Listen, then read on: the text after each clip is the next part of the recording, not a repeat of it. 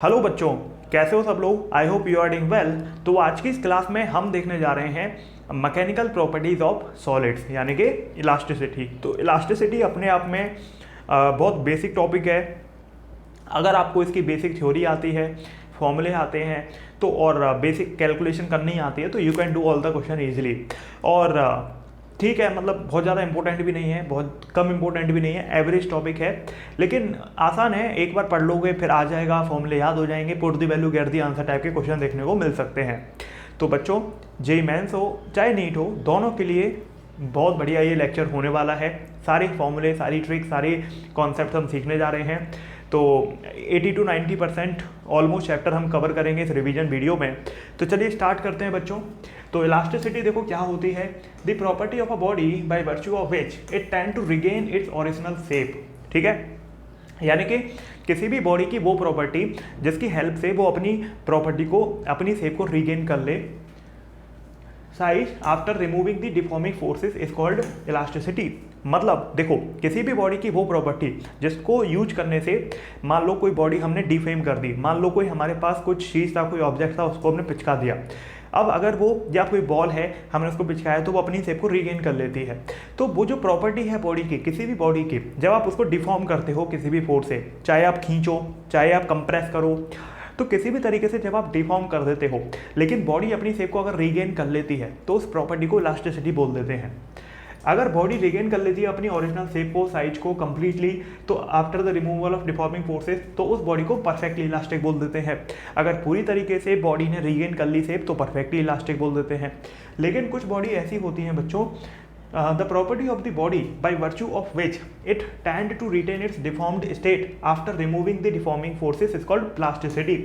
मतलब बेसिकली क्या होता है बच्चों कि कुछ ऐसी बॉडी होती है जिनको आपने पिचका दिया या जिनकी आपने शेप खराब कर दी तो वो अपनी शेप को रिगेन नहीं कर पाती हैं, तो उनको प्लास्टिक बॉडी बोलते हैं। उस प्रॉपर्टी को प्लास्टिसिटी बोल देते हैं। अगर body does not have any tendency to recover its original shape तो इसको परफेक्टली प्लास्टिक बोलते हैं। अगर बिल्कुल ही रिगेन ना कर पाए तो परफेक्टली प्लास्टिक बोल देते हैं। थोड़ी बहुत कर ले तो थोड़ा कम प्लास्टिक हो जाएगा, लेकिन परफेक्टली प्लास्टिक मतलब 100% डिफॉर्म हो जाए और अपनी बॉडी को रिगेन नहीं कर पाए बिल्कुल भी। अगला है स्ट्रेस। स्ट्रेस क्या होता है? When a deforming force is applied on a body, an internal restoring force comes into play। तो आपको ध्यान क्या रखना है, जब आपने कोई फोर्स लगाया एक बॉडी के ऊपर तो क्या होता है, जब आपने किसी बॉडी के ऊपर एक फोर्स लगाया तो उस बॉडी का जो इंटरनल रिस्टोरिंग फोर्स है वो पिक्चर में आने लग जाता है। तो यहाँ पर एक वर्ड यूज किया गया है इंटरनल। तो बच्चों, स्ट्रेस जो होता है, पहली बात ध्यान रखनी है, वो इंटरनल फोर्सेस हैं, एक्सटर्नल फोर्सेस नहीं होते हैं। ठीक है, तो the restoring force per unit area is called stress. तो रिस्टोरिंग फोर्स को एरिया से डिवाइड करोगे तो स्ट्रेस मिलती है। ठीक है, उसकी ऐसा यूनिट होती है न्यूटन पर मीटर स्क्वायर। ध्यान रखना, स्ट्रेस एक टेंसर क्वांटिटी है। टेंसर मतलब जिसकी हर पॉइंट पर अलग मैग्नीट्यूड है, अलग डायरेक्शन है।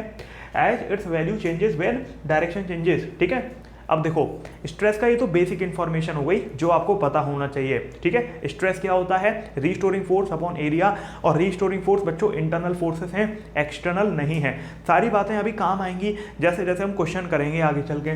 देखो, स्ट्रेस कितने तरीके की होती है? पहली होती है लॉन्गिट्यूडनल स्ट्रेस, ठीक है, या फिर टेंसाइल स्ट्रेंथ। ठीक है, अगली होती है वॉल्यूमेट्रिक और एक होती है टेंजेंशियल, है ना। ये अलग अलग स्ट्रेस की टाइप होती हैं।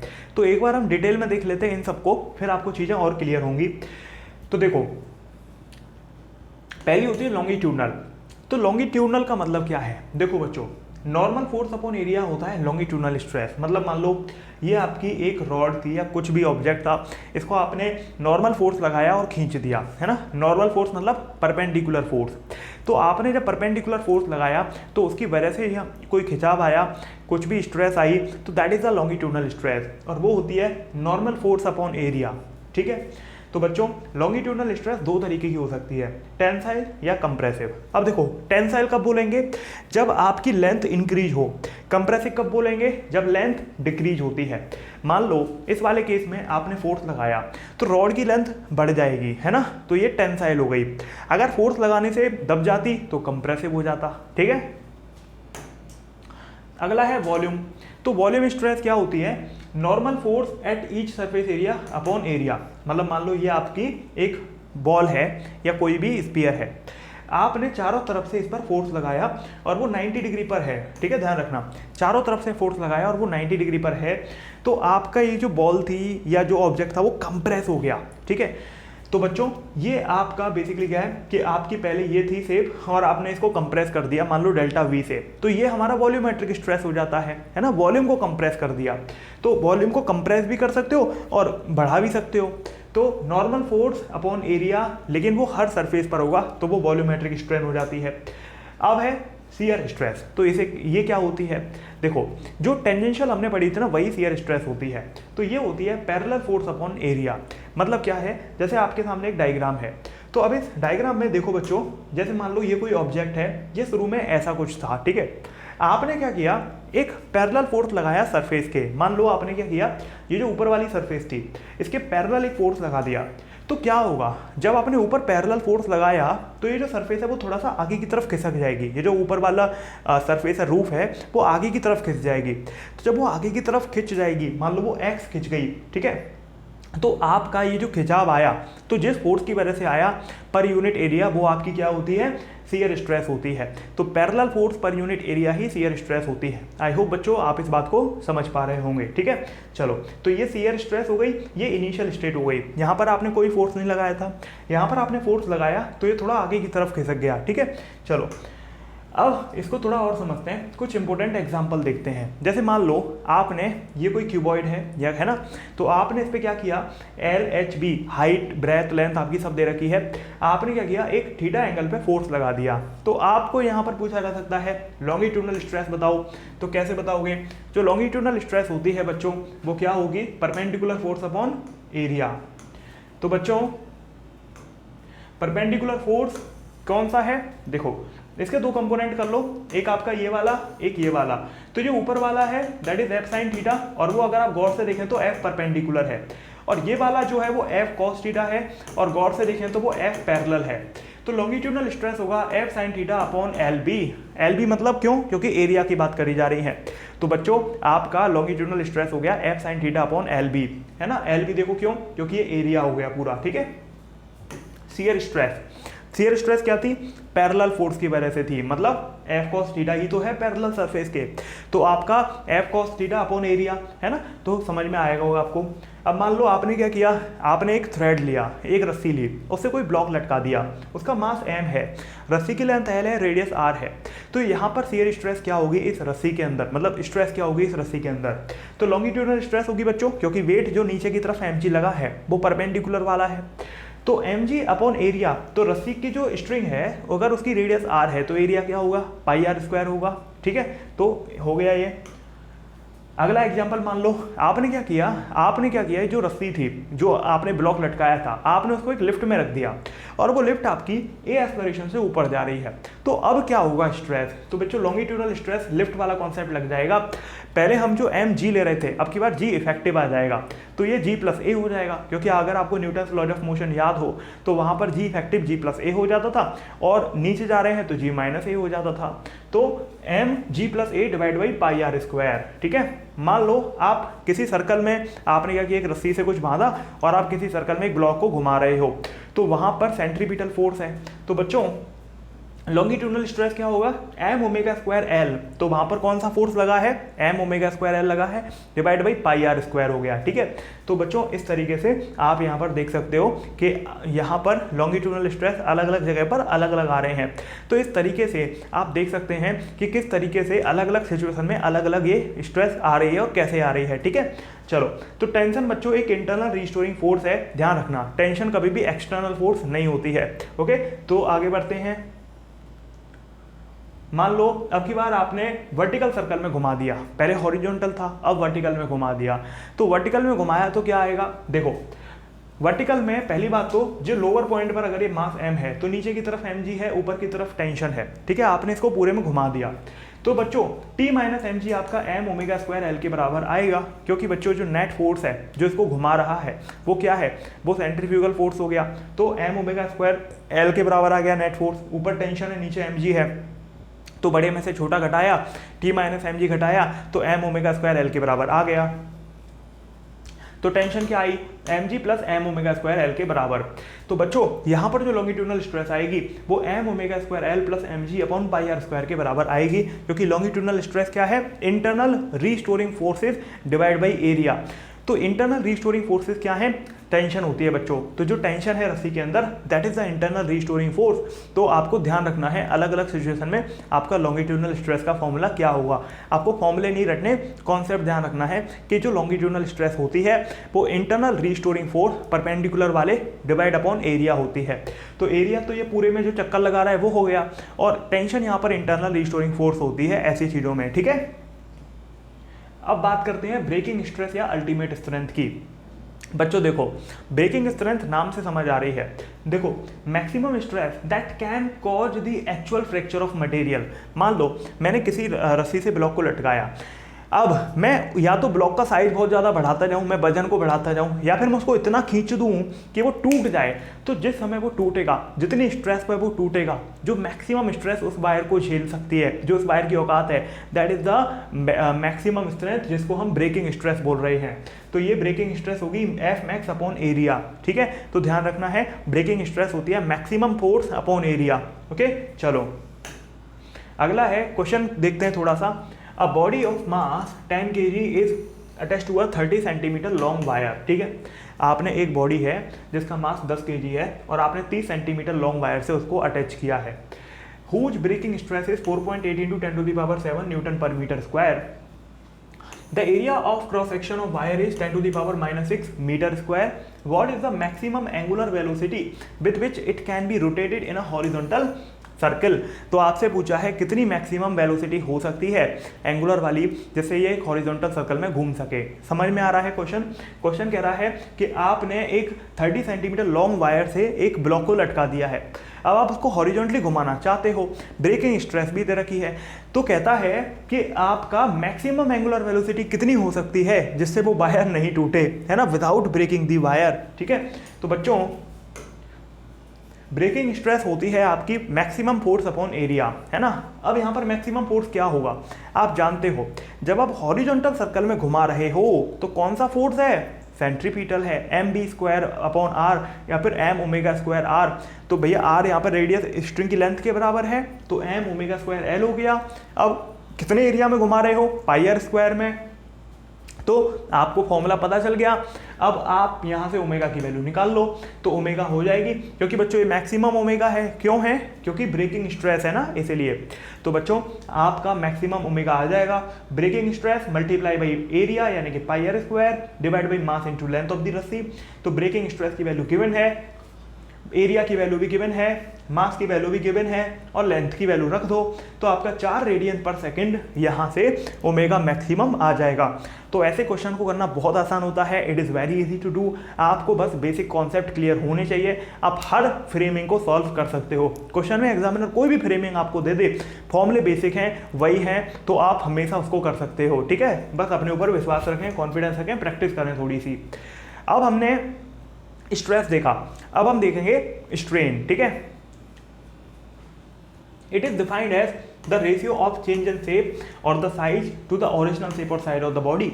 मतलब आप अगर जो बॉडी के शेप में, साइज में जो चेंज हुआ है, डिवाइड बाई ओरिजिनल साइज कर दें, डेल्टा एल अपॉन एल अगर कर दें या डेल्टा वी अपॉन वी अगर कर दें, तो आपका स्ट्रेन निकल जाता है। मतलब ये रेशियो है चेंज का ओरिजिनल लेंथ से, ठीक है। तो चेंज इन डायमेंशन, अब लेंथ ही नहीं हो सकती, वो कुछ भी डायमेंशन हो सकता है। तो change in dimension divide by original dimension, उसका रेशियो ही स्ट्रेन कहलाता है, ठीक है। तो इसकी यूनिट नहीं होती है क्योंकि रेशियो है, ऊपर भी लेंथ है तो नीचे भी लेंथ है, ऊपर भी वॉल्यूम है तो नीचे भी वॉल्यूम है ना। अब है टाइप ऑफ स्ट्रेन। तो बच्चों टाइप ऑफ स्ट्रेन कैसे, कितने तरीके के होते हैं, देखो। Deforming forces can produce 3 type of deformation. कौन कौन सा, लेंथ, वॉल्यूम या शेप में, ठीक है। और 3 तरीके के स्ट्रेन हो सकते हैं। पहला है बच्चों लॉन्गिट्यूडनल। तो जैसे लॉन्गिट्यूडनल स्ट्रेस था वैसे लॉन्गिट्यूडनल स्ट्रेन भी है। जब डिफॉर्मिंग फोर्सेस आपका लेंथ में चेंज करते हैं तो उस स्ट्रेन को लॉन्गिट्यूडनल स्ट्रेन बोल देते हैं। लॉन्गिट्यूडनल स्ट्रेन आपका change in length upon original length होता है। वॉल्यूमेट्रिक स्ट्रेन की बात करें तो जब डिफॉर्मिंग फोर्सेस आपका वॉल्यूम में चेंज करते हैं तो उसको वॉल्यूमेट्रिक स्ट्रेन बोलते हैं। तो change in volume divide by original volume आपका वॉल्यूमेट्रिक स्ट्रेन होता है, ठीक है। तो यहाँ पर आप देखो, आपने मान लो ये एक पहले स्फीयर था, उस पर फोर्स लगाई डिफॉर्मिंग फोर्सेस, तो वो पिचक गया, तो अब आपका ये छोटा वाला वॉल्यूम बन गया, है ना।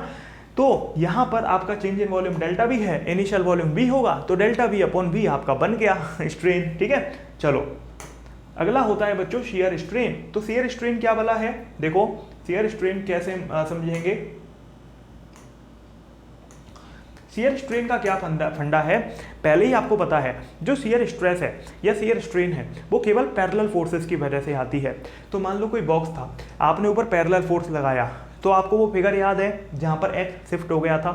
तो शियर स्ट्रेन कैलकुलेट कैसे करते हैं, देखो आपका ये जो लेयर थी वो थोड़ी सी शिफ्ट हो गई, है ना, जो बॉक्स था वो थोड़ा आगे की तरफ खिसक गया, जो ऊपर का ढक्कन था वो आगे की तरफ खिसक गया, तो बेसिकली आपका जो ये बॉक्स है वो थोड़ा आगे की तरफ खिसक गया। आपको वो फिगर याद होगी जो मैंने शियर स्ट्रेस के दौरान बताई थी, ठीक है। तो ये एक्स खिसक गया, मान लो इसकी लेंथ एल थी, ठीक है, तो ये और एंगल सपोज फाई बना, तो कैसे मेजर करेंगे कितना स्ट्रेन है। तो बच्चों जो आपका tan फाई होगा वो x अपॉन एल होगा, क्योंकि tan फाई क्या होता है, परपेंडिकुलर अपॉन बेस, तो x अपॉन एल हो गया। तो यहाँ पर x क्या है, डिस्प्लेसमेंट ऑफ अपर फेस। तो आप अगर गौर से देखें तो x आपका डिस्प्लेसमेंट है अपर फेस का, और l क्या है, डिस्टेंस बिटवीन टू फेसेस, दोनों फेसेस के बीच में डिस्टेंस है।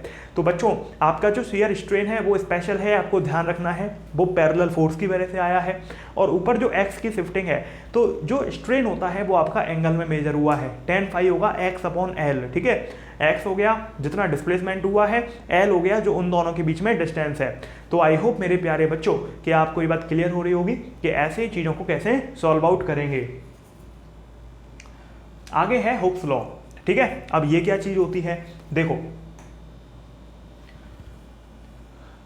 बेसिकली हुक्स लॉ कहता है कि अगर इलास्टिक लिमिट आपकी एक्सीड ना करें तो जो एक्सटेंशन प्रोड्यूस होता है किसी भी वायर में वो अप्लाइड फोर्स के डायरेक्टली प्रोपोर्शनल होता है। मतलब आप अगर फोर्स बढ़ाते जाओगे, मान लो आप कोई वायर है उसमें मास आपने लटका दिया, तो मास आप बढ़ाते गए, तो जब आप मास बढ़ाते जाओगे तो वायर की जो स्ट्रेच है वो वायर ज़्यादा स्ट्रेच होता जाएगा, ज़्यादा खिंचता जाएगा। तो अप्लाइड फोर्स आपका एक्सटेंशन के डायरेक्टली प्रोपोर्शनल होता है, जितना फोर्स बढ़ाओगे उतना एक्सटेंशन भी बढ़ता है। तो आपका जो फोर्स है वो एक्सटेंशन के डायरेक्टली प्रोपोर्शनल है।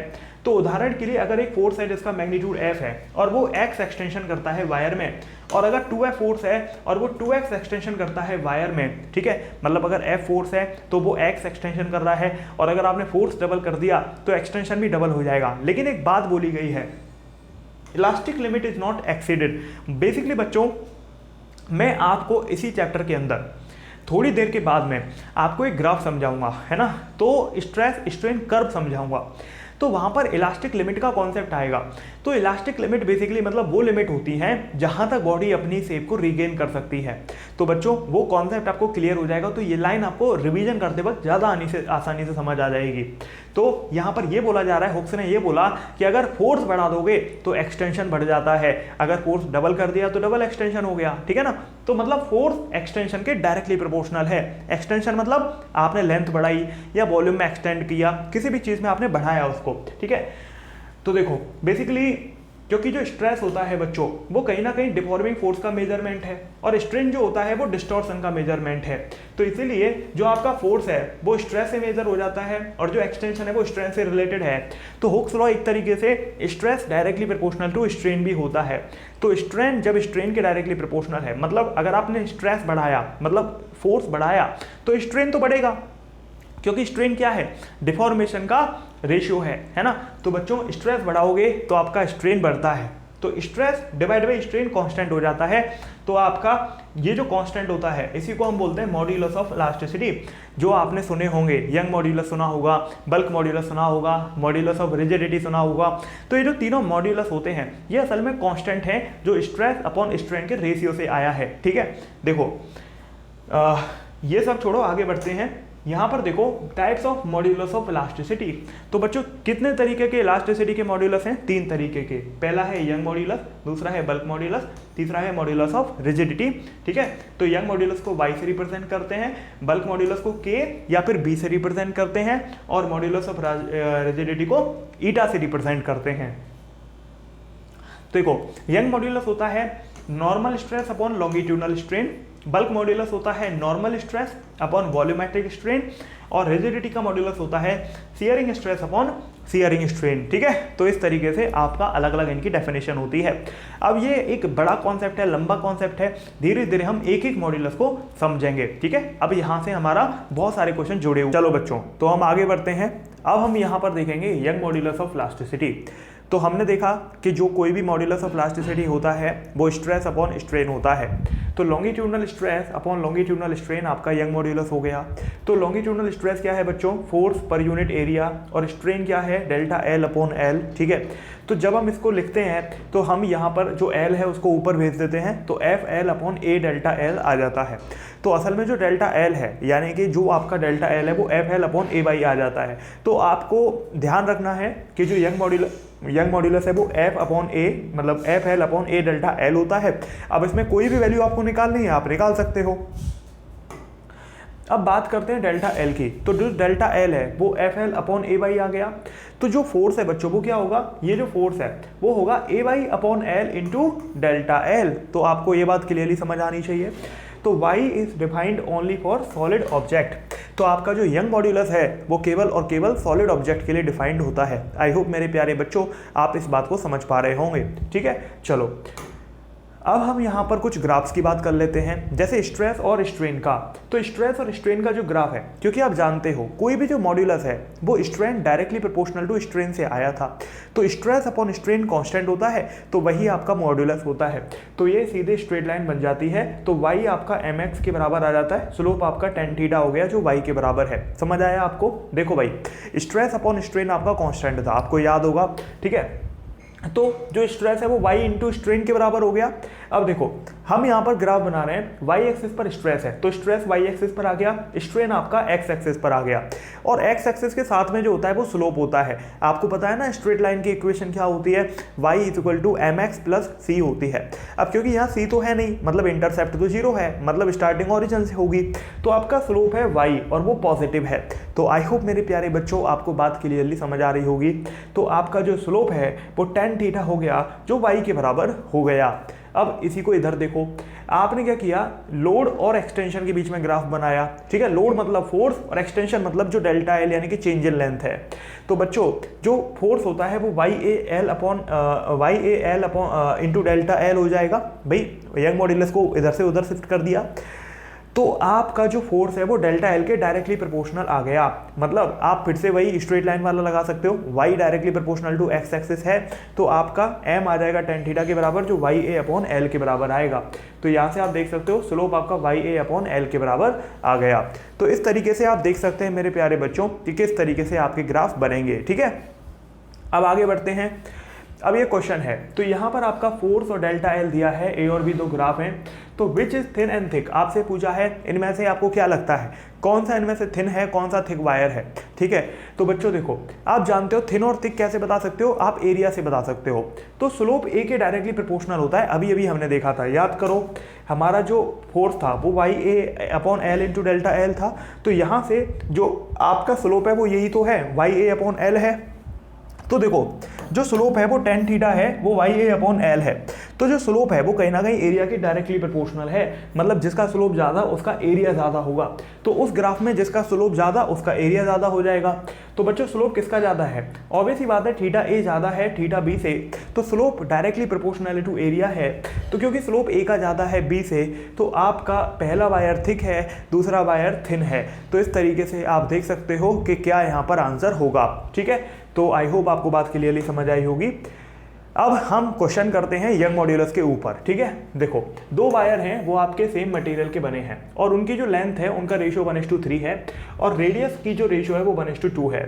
When equal forces are applied on them, तो बताओ रेशियो ऑफ डेल्टा एल क्या होगा? तो बच्चों कितना आसान क्वेश्चन है, अगर आप गौर से देखें आपको y1 और y2 की वैल्यू सेम हो गई क्योंकि सेम मटेरियल के बने हैं। तो बच्चों देखो जो y था, असल में आपको याद होगा जो y था वो एक कांस्टेंट था। यंग मॉड्यूलस क्या था? Stress upon strain equal to जो कांस्टेंट आ रहा था वही था मॉड्यूलस। तो बच्चों क्योंकि यहाँ पर क्वेश्चन में एक चीज़ बोली गई है, अगर आपको ध्यान हो, दो wire made up of same material, तो ये जो सेम मटेरियल बोला गया है ना, ये रिप्रेजेंट करता है कि उनका जो यंग मॉड्यूलस है वो सेम है।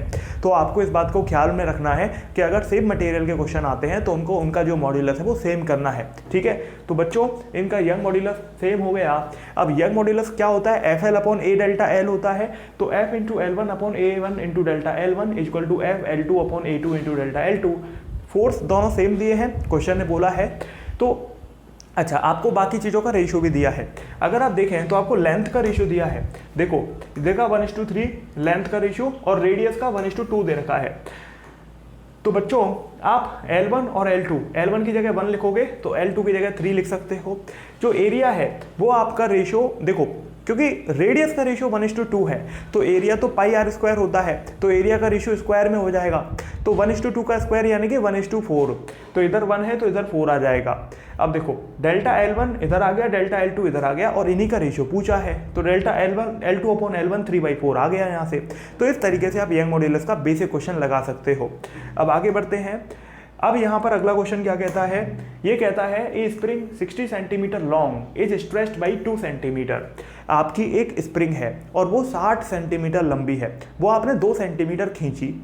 फिर बोलता है by the application of a load of a 200 ग्राम, ठीक है, आपने 200 ग्राम का लोड लगाया, मतलब आपको यहाँ पर मास दे रखा है। What will be the length when a load of 500 gram is applied? अब देखो कितना आसान क्वेश्चन है। आपको सीधे सीधे स्प्रिंग की ओरिजिनल लेंथ दे रखी है, आपको स्ट्रेच दे रखा है और लोड भी दे रखा है, सब कुछ गिवन है। तो कहता है कि लेंथ क्या होगी जब 500 ग्राम का लोड अप्लाई करोगे। तो बच्चों this is very easy to do. देखो यहाँ पर अगर आप समझने की कोशिश करें तो जो यंग मॉड्यूलस होता है इलास्टिसिटी का वो F L upon A delta L होता है। तो पहले केस के लिए बच्चों जो यंग मॉड्यूलस होगा वो क्या होगा, क्योंकि आपसे बोला गया है 200 ग्राम, तो 200 ग्राम को किलोग्राम में बदलोगे तो 0.2 kg आएगा।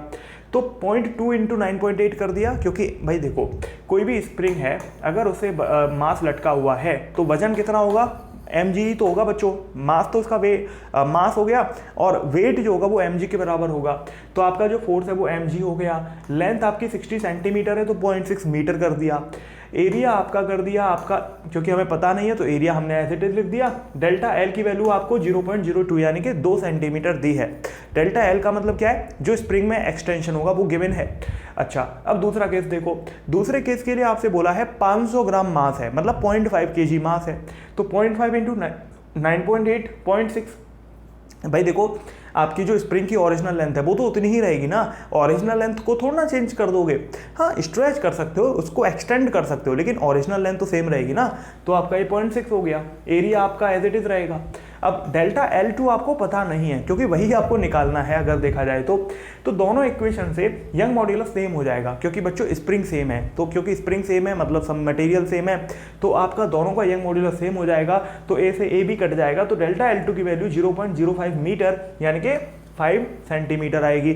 अगर टोटल लेंथ निकालनी पड़े तो 60 सेंटीमीटर तो ओरिजिनल लेंथ थी, तो एक्सटेंड कितना हो गया, 5 सेंटीमीटर और हो गया, तो नई टोटल लेंथ कितनी आएगी, 65 सेंटीमीटर आएगी। तो आप देख सकते हैं बच्चों कि क्या यहाँ पर आंसर आएगा, 65 सेंटीमीटर आपकी नई लेंथ आएगी। आई होप मेरे प्यारे बच्चों कि आप इस बात का ख्याल रखोगे। आगे बढ़ते हैं। अब देखो बल्क मॉड्यूलस, तो बल्क मॉड्यूलस होता है बच्चों normal stress upon volumetric strain, ठीक है। जैसे यंग मॉड्यूलस था, young modulus longitudinal stress upon longitudinal strain था। बल्क मॉड्यूलस क्या होता है, बल्क मॉड्यूलस होता है बच्चों normal stress upon volumetric strain. तो बल्क मॉड्यूलस का ये फॉर्मूला होता है जो आपको पता होना चाहिए, ठीक है। देखो क्या लिखा है, इन विच द वॉल्यूम यानी कि बल्क, बल्क का मतलब क्या है बच्चों, देखो बल्क का मतलब देखो सरफेस और बल्क दो चीज होती हैं। शायद आपने सरफेस केमिस्ट्री पढ़ा हो केमिस्ट्री के अंदर, तो वहां पर आपने बल्क वर्ड देखा होगा।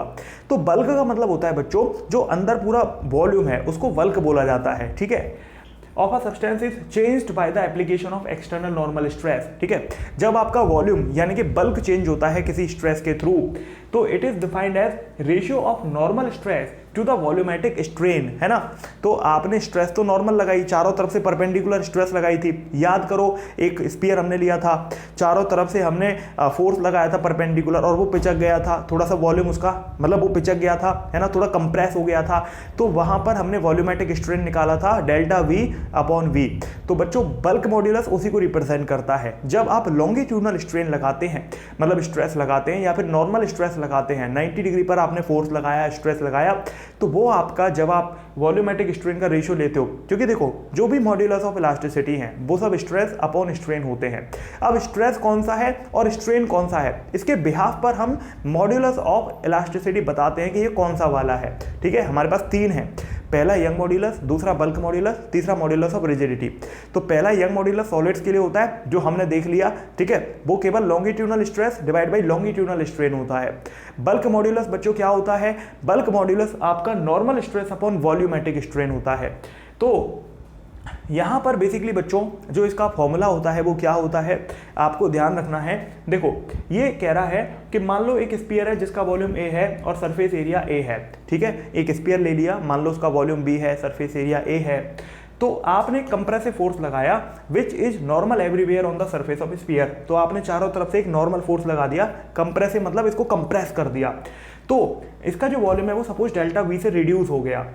तो जो बल्क मॉड्यूलस होता है स्फीयर का वो क्या होता है, normal stress upon volumetric strain होता है। तो बच्चों नॉर्मल स्ट्रेस होता है फोर्स अपॉन एरिया।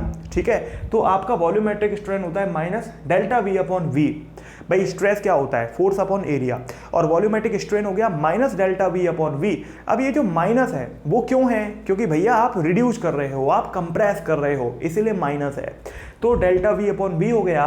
ठीक है, तो बच्चों आपका जो के है, के कह लो या बी कह लो, रिप्रेजेंट दोनों से कर सकते हैं बल्क मॉड्यूलस को। तो स्ट्रेस अपॉन स्ट्रेन, तो स्ट्रेस हो गया फोर्स अपॉन एरिया, स्ट्रेन हो गया डेल्टा वी अपॉन बी। तो इसको जब सॉल्व करते हैं तो F B upon A delta we आ जाता है। अब फोर्स अपॉन एरिया बच्चों डेल्टा पी भी हो सकता है, मतलब प्रेशर भी हो सकता है, चेंज इन प्रेशर। तो डेल्टा पी हो गया increase in pressure on the sphere. तो आपका जो बल्क मॉड्यूलस है वो minus B delta P upon delta V हो सकता है। तो आपको आगे से ध्यान रखना है जो बी है या जो के है, मतलब जो बल्क मॉड्यूलस है वो आपका minus we delta P upon delta V हो सकता है। तो आपको ये चीज़ ध्यान रखनी है। ठीक है, अब डेल्टा पी क्या है, फोर्स अपॉन एरिया है, तो स्ट्रेस है वो। ठीक है, चलो तो आई होप आप ध्यान रखोगे। तो बल्क मॉड्यूलस की यूनिट भी वही प्रेशर वही हो जाएगी प्रेशर जैसी। क्यों, क्योंकि देखो यार वॉल्यूम से वॉल्यूम तो कट जाएगा तो केवल प्रेशर ही तो बचा, तो न्यूटन पर मीटर स्क्वायर या पास्कल बल्क मॉड्यूलस की यूनिट हो जाती है। ठीक है, अब यहाँ पर आगे बढ़ते हैं। अगला है कंप्रेसिबिलिटी। देखो कंप्रेसिबिलिटी जो होता है किसी भी मटेरियल की, वो मेजरमेंट होता है how easily the material is compressed, मतलब कितनी जल्दी मैं उसको कंप्रेस्ड कर सकता हूँ, कितनी जल्दी कंप्रेस कर सकता हूँ, उसका मेजरमेंट कंप्रेसिबिलिटी होता है। तो बच्चों अगर आप देखें तो कंप्रेसिबिलिटी बेसिकली रेसिप्रोकल होता है आपका बल्क मॉड्यूलस का। ठीक है, तो आपको ध्यान रखना है the SI unit of compressibility उल्टा हो जाएगा भैया। जब बल्क मॉड्यूलस का पास्कल था या न्यूटन पर मीटर स्क्वायर था, तो इसका क्या होगा, न्यूटन इनवर्स मीटर स्क्वायर हो जाएगा या फिर पास्कल इनवर्स हो जाएगा। ठीक है, चलो आई होप आपको ये बात क्लियरली समझ आ रही होगी। क्या लिखा है, solid and liquid are relatively incompressible, मतलब जो सॉलिड और लिक्विड हैं उनको कंप्रेस नहीं कर सकते। ठीक है, मतलब रिलेटिवली इनकम्प्रेसिबल होते हैं, that is they have small value of compressibility. तो बच्चों उनको बहुत कम कंप्रेस किया जा सकता है ना। लेकिन आपका जो गैसेस होती हैं दैट आर इजीली कंप्रेस्ड, है ना। तो भाई आपने सुना होगा लिक्विड ऑक्सीजन वगैरह होती है, लिक्विड नाइट्रोजन होती है, तो उनको कंप्रेस किया जा सकता है और लिक्विफाई भी किया जा सकता है। ठीक है, एंड उनका देखो इजीली कंप्रेस का मतलब क्या है कि उनकी कंप्रेसिबिलिटी ज़्यादा है। तो कंप्रेसिबिलिटी ज़्यादा कब होगी, जब ये नीचे वाली वैल्यू कम होगी, और नीचे वाली वैल्यू है बल्क मॉड्यूलस। तो बोला जा रहा है कि उनका जो बल्क मॉड्यूलस है वो छोटा होता है, इसलिए उनकी जो कंप्रेसिबिलिटी है वो ज़्यादा होती है। ठीक है ना, तो आई होप आपको ये बात क्लियरली समझ आ रही होगी कि यहाँ पर ये तो नॉर्मल है यार, हमारी नॉर्मल लाइफ में देखो ये सॉलिड है, क्या इसको आप इजीली कंप्रेस कर सकते हो, नहीं कर सकते। तो क्वाइट क्लियर है बच्चों, कंप्रेसिबिलिटी सॉलिड और लिक्विड की बहुत कम होती है, जबकि गैसेस की बहुत ज़्यादा होती है। ठीक है, चलो बाकी कंप्रेसिबिलिटी आपकी प्रेशर और टेम्परेचर पे डिपेंड करती है। अब ज़्यादा ही प्रेशर लगा दोगे तो भैया कंप्रेस हो ही जाएगा, है ना। चलो आई होप आपको बेसिक सी बात क्लियरली समझ आ रही होगी। अब कुछ क्वेश्चन कर लेते हैं इसी चीज़ के ऊपर। देखो एक स्फेरिकल बॉल है, वो कॉन्ट्रैक्ट होती है इन वॉल्यूम बाई 0.01%। ठीक है, when subjected to a normal uniform pressure of this. एक स्फेरिकल बॉल है वो कॉन्ट्रैक्ट होती है, मतलब कॉन्ट्रैक्ट मतलब कम होती है, वॉल्यूमेट्रिक कॉन्ट्रैक्शन है। ठीक है, 0.01% से, और एक प्रेशर आपने लगाया 10⁸ न्यूटन पर मीटर स्क्वायर। तो बोला है कि बल्क मॉड्यूलस मटेरियल का बताओ। अब देखो put the value get the answer वाला क्वेश्चन है। ठीक है, बल्क मॉड्यूलस होता है we delta P upon delta we, है ना। आपको डेल्टा पी यानी कि प्रेशर दे रखा है 10⁸, आपको डेल्टा वी अपॉन वी की वैल्यू 0.01% दे रखी है। देखो बच्चों क्या बोला है, a spherical ball contract in volume by 0.01%। तो ये असल में क्या है, परसेंटेज कब निकालते हैं, परसेंटेज निकालने का मतलब ये होता है कि आपको बच्चों इनिशियल वॉल्यूम पता था और आपको चेंज इन वॉल्यूम पता था, तो आपने ओवरऑल परसेंटेज निकाला कि ओवरऑल कितना परसेंटेज वो कंप्रेस हो गया, तो 0.01% कंप्रेस हुआ, मतलब आपको ये overall delta V upon V की वैल्यू दी हुई है, आपको एक तरीके से वॉल्यूमेट्रिक स्ट्रेन की वैल्यू परसेंटेज में गिवन है। तो ये हो जाएगा 0.01 डिवाइड बाई 100 यानी कि 10 टू द पावर -4। आप यहाँ वैल्यू पुट कर दो, वॉल्यूम आपका 1 हो गया, मतलब ये डेल्टा वी इसकी वैल्यू हो गई 1/10 to the power -4, delta P की value 10 to the power 8 given है, तो वैल्यू आएगी 10 to the power 12 newton per metre square. ये आपका क्या है, ये आपका बल्क मॉड्यूलस है, या फिर आप कह लो कि के या बी किसी से भी रिप्रेजेंट कर सकते हो। अगला क्वेश्चन क्या है, a cube is subjected to a pressure of इतना, आपका एक क्यूब है उस पर आपने इतना प्रेशर लगाया, each side of the cube is shortened by 1%, cube की हर साइड आपने 1% शॉर्टेंड करी, ठीक है। फिर कहता है पहला question find the volumetric strain, दूसरा question bulk modulus of elasticity of cube material. अब देखो इस क्वेश्चन को कितनी आसानी से आप कर सकते हो। देखो यहां पर आपसे क्या बोला है कि क्यूब को आपने प्रेशर दे दिया, यानी कि आपको प्रेशर तो ऑलरेडी गिवन है, फिर बोलता है हर साइड आपने शॉर्टेंड करी, यानी कि बच्चों क्यूब का वॉल्यूम निकालना कितना आसान होता है, साइड का क्यूब का वॉल्यूम होता है, तो अगर सारी साइड को एक परसेंट करोगे तो पूरे क्यूब को निकाल सकते हो कितना होगा, है ना। तो आपको एक तरीके से वो भी पता चल गया। तो आपसे पूछा क्या है, वॉल्यूमेट्रिक स्ट्रेन पूछा है, डेल्टा वी अपॉन वी पूछा है ना, बहुत आसान क्वेश्चन, ठीक है। देखो let L be the initial length of each side of the cube, क्योंकि बच्चों क्यूब की जो हर साइड होती है उसकी लेंथ सेम होती है, तो हमने मान लिया कि ईच साइड की जो लेंथ है वो एल है, तो वॉल्यूम क्या होगा, एल की पावर 3 होगा। तो बच्चों फाइनल लेंथ ईच साइड की क्या होगी, आपने क्या किया 1% शॉर्ट कर दिया, तो एल में से 1% घटा दिया, मान लो पहले एल था, तो क्योंकि आपने L का 1% कम कर दिया, यानी कि L का 1% कितना होगा बच्चों, L का 1% जो होगा L इंटू 1/100 हो गया, तो यानी कि L बाई 100 पोर्शन आपने कम कर दिया। पहले L था, L बाई 100 आपने कम कर दिया, तो ओवरऑल बचा कितना, नई जो लेंथ है वो बची 100L माइनस L, यानी कि 99L बाई 100। आप LCM लेके कर सकते हो, ठीक है। तो आपका ओवरऑल 99L अपॉन 100 बची हर साइड। तो वॉल्यूम क्या बचा, तो इसका क्यूब कर दो, तो फाइनल वॉल्यूम हो गया 99L अपॉन 100 की पावर 3। तो चेंज इन वॉल्यूम क्या होगा, तो ये होगा आपका, देखो चेंज इन वॉल्यूम क्या होगा, ये आपका फाइनल वॉल्यूम है, शुरू में आपका इनिशियल वॉल्यूम L की पावर 3 था, तो सॉल्व करोगे तो आपका ये वॉल्यूमेट्रिक स्ट्रेन निकल जाएगा। तो फाइनल चेंज इन वॉल्यूम है आपका ये, और इनिशियल वॉल्यूम है L की पावर 3, तो जब इसको सॉल्व करोगे ये कट जाएगा, तो आपका ये -3/100 बचेगा, यानी कि माइनस का 0.03, ये आपका वॉल्यूमेट्रिक स्ट्रेन है। क्योंकि स्ट्रेन क्या होता है, डेल्टा वी अपॉन वी, आपको चेंज इन वॉल्यूम निकालना है, इनिशियल वॉल्यूम आपको निकालना है, आंसर आ जाएगा। फिर क्या पूछा है, बल्क मॉड्यूलस बताओ, तो बल्क मॉड्यूलस तो आपको वैसे ही पता चल जाएगा, अगर आपको डेल्टा वी अपॉन वी पता है, प्रेशर से मल्टीप्लाई करो बल्क मॉड्यूलस आ जाएगा। तो बल्क मॉड्यूलस क्या होता है आप जानते ही हो, बल्क मॉड्यूलस होता है P delta B by B. तो आपको ये वाली वैल्यू पता ही है, प्रेशर गिवन है, तो दोनों का मल्टीप्लाई कर दो, आंसर आ जाएगा, ठीक है। देखो इधर आपने ये आपका वॉल्यूमेट्रिक स्ट्रेन कर दिया, ऊपर नॉर्मल स्ट्रेस कर दी, ठीक है। तो इस तरीके से आप आसानी से ऐसे क्वेश्चंस को कर सकते हैं। आई होप मेरे प्यारे बच्चों आपको ये बात क्लियरली समझ आ रही होगी, ठीक है। चलो अब यहाँ पर मॉड्यूलस ऑफ रिजिडिटी की बात करते हैं, ठीक है। तो मॉड्यूलस ऑफ रिजिडिटी यानी कि शियर स्ट्रेस से रिलेटेड है। देखो जो शियर मॉड्यूलस होता है, देखो शियर मॉड्यूलस बोलते हैं, क्यों, क्योंकि ऊपर भी शियर स्ट्रेस है, नीचे भी शियर स्ट्रेन है। तो बच्चों जो शियर मॉड्यूलस ऑफ रिजिडिटी है, मतलब मॉड्यूलस ऑफ जो रिजिडिटी है वो होता है shear stress upon shear strain. अब शियर आपको याद होगा ये पैरेलल फोर्स वाली स्ट्रेस थी, है ना, और सीरियस स्ट्रेन भी वही थी, स्ट्रेस और स्ट्रेन दोनों ही पैरेलल फोर्स की वजह से था। तो बस फर्क इतना है कि यहाँ पर नॉर्मल की जगह पैरेलल फोर्सेस का है ये, ठीक है। तो अब इसको भी कैसे सॉल्व करते हैं, बहुत आसान है। टेंजेंशियल स्ट्रेस आपकी फोर्स अपॉन एरिया होती है, ठीक है। देखो ये मैंने आपको बताया था कि जो टेन थीटा है वो डेल्टा एल अपॉन एल होता है, मतलब टेन थीटा जो था वो एक्स अपॉन एल था। यहाँ पर x की जगह हमने वो चीज़ वैल्यू डेल्टा एल ले ली है, वहाँ पर हमने x ली थी जो हमने शियर स्ट्रेस जब शियर स्ट्रेन कैलकुलेट किया था, और ये वाली जो दोनों साइड के बीच की डिस्टेंस है वो हमने वहाँ पर भी l ली थी, यहाँ पर भी l ले ली है। तो वहाँ x अपॉन एल पड़ा था, यहाँ डेल्टा एल अपॉन एल पढ़ लिया है। तो हमारा जो ईटा है यानी कि मॉड्यूलस ऑफ रिजिडिटी है वो होगा क्या, वो होगा टेंजेंशियल स्ट्रेस यानी कि आपका शियर स्ट्रेस जो होगा पैरेलल फोर्स अपॉन एरिया।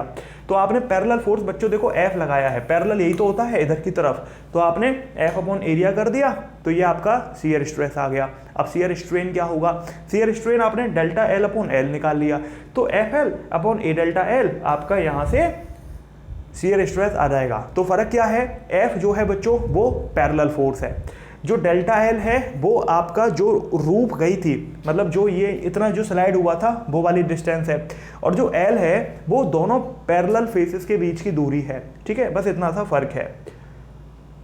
अब देखो क्वेश्चन करते हैं। मान लो एक एल्यूमिनियम क्यूब है और उसकी साइड 4 सेंटीमीटर है। ठीक है, ये जो subjected to a tangential force, आपने क्या किया, उस एल्यूमिनियम क्यूब को एक टेंजेंशियल फोर्स उस पर लगाया। फिर कहता है the top face of the cube is sheared 0.012 centimetre. आपने जो टॉप फेस है, जो ऊपर वाला फेस है, उस पर शियर फोर्स लगाया।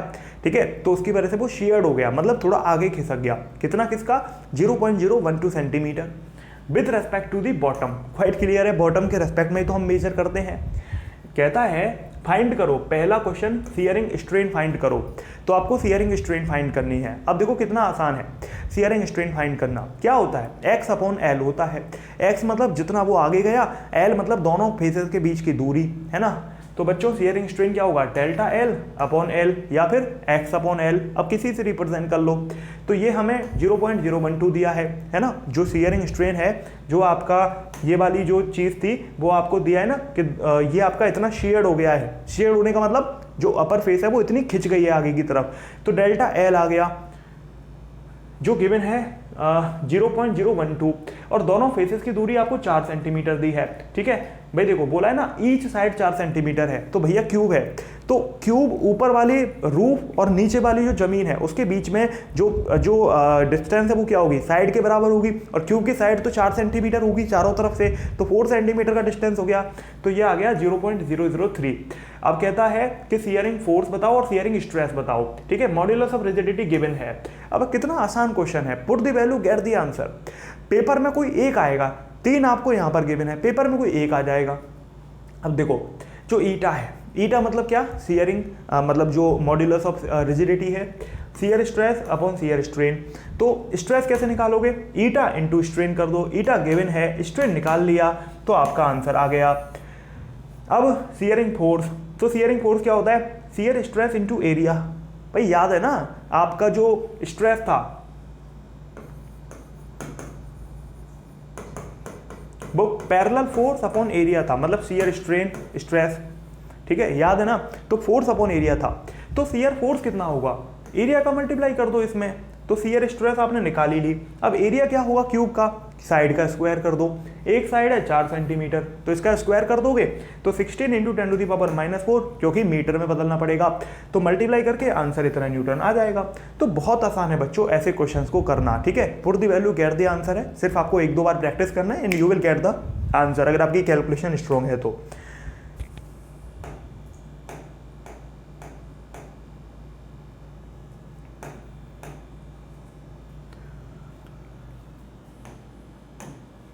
चलो बच्चों, तो अब हम देखेंगे इलास्टिक पोटेंशियल एनर्जी। तो इलास्टिक पोटेंशियल एनर्जी क्या है, देखो आपका इलास्टिक पोटेंशियल एनर्जी को हम यू से रिप्रेजेंट करते हैं, और ये क्या होती है, half into stress into strain into volume. ठीक है, आपको ध्यान रखना है जो इलास्टिक पोटेंशियल एनर्जी वो क्या होती है, half into stress into strain into volume. तो बच्चों ये आपकी हो गई you, half into stress, stress हो गया फोर्स अपॉन एरिया, स्ट्रेन हो गया डेल्टा एल अपॉन एल, और वॉल्यूम हो गया एरिया इंटू लेंथ। तो ए से ए कट गया, एल से एल कट गया, तो जो वर्क है या फिर जो आपकी इलास्टिक पोटेंशियल एनर्जी है वो यू के बराबर आ गई, वो half F into delta L के बराबर आ गई। तो बच्चों आपको ये एक तरीके से वेरिएंट है, ये बेसिक फॉर्मूला है कि जो आपकी इलास्टिक पोटेंशियल एनर्जी होती है वो half into stress into strain into volume होती है, और ये उसका एक्सटेंशन है, ये उसका न्यूमेरिकल वर्जन कह सकते हो कि जो वर्क है या फिर जो इलास्टिक पोटेंशियल एनर्जी है वो half into F into delta L है। अब एफ आपका फोर्स है, डेल्टा एल आपका एक्सटेंशन है, लोड इंटू एक्सटेंशन भी कह सकते हो, तो half into load into extension भी कह सकते हो। तो दोनों आपको ध्यान रखना है, बहुत जरूरी है बच्चों, ठीक है। इलास्टिक पोटेंशियल एनर्जी डेंसिटी, देखो जब भी हम एनर्जी डेंसिटी निकालते हैं तो जो एनर्जी होती है उसमें वॉल्यूम से डिवाइड कर देते हैं, तो यहाँ पर भी हमने एनर्जी को वॉल्यूम से डिवाइड करना है। तो एनर्जी क्या है, half into stress into strain into volume और डिवाइड बाई वॉल्यूम, तो वॉल्यूम से वॉल्यूम कट गया तो आपकी जो एनर्जी डेंसिटी है वो half into stress into strain आ जाएगी, और जो एनर्जी डेंसिटी है वो स्ट्रेस का स्क्वायर डिवाइड बाई 2y हो जाएगा, ठीक है। तो देखो यंग मॉड्यूलस क्या होता है, यंग मॉड्यूलस याद है आपको, स्ट्रेस अपॉन स्ट्रेन होता था, तो ये स्ट्रेस का स्क्वायर डिवाइड बाई 2y हो जाएगा।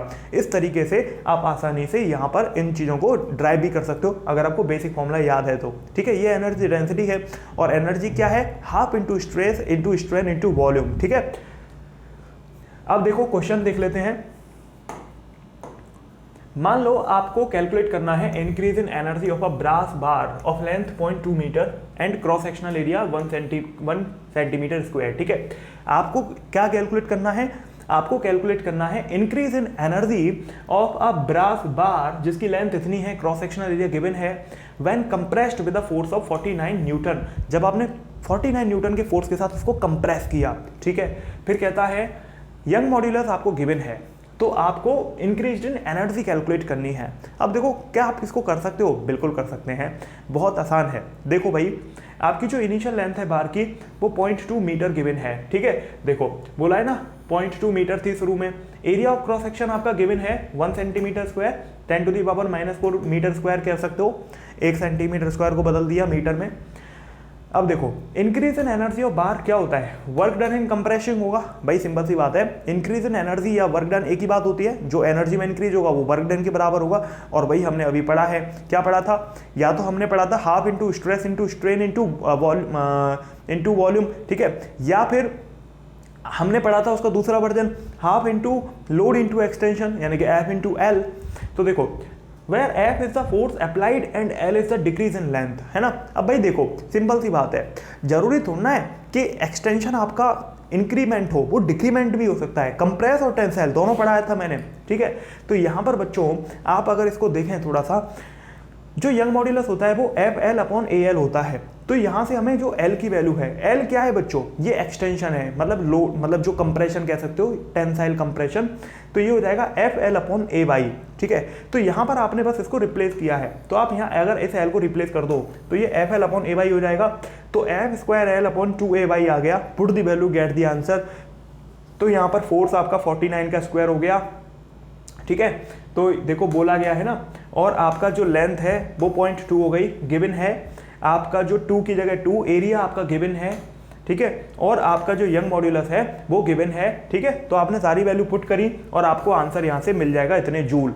तो देखो बच्चों बहुत आसान है, आपको बस इधर से उधर आपने शिफ्टिंग करी है, कुछ अलग नहीं किया। आपको एनर्जी का फॉर्मूला पता था, अच्छा आपको एनर्जी का फॉर्मूला पता था कि या तो half into stress into strain into volume कर सकते हो, अगर वो चीज़ नहीं है तो आप, क्योंकि इसमें यंग मॉड्यूलस गिवन है, तो यंग मॉड्यूलस के फॉर्म में भी कन्वर्ट कर सकते हो, है ना।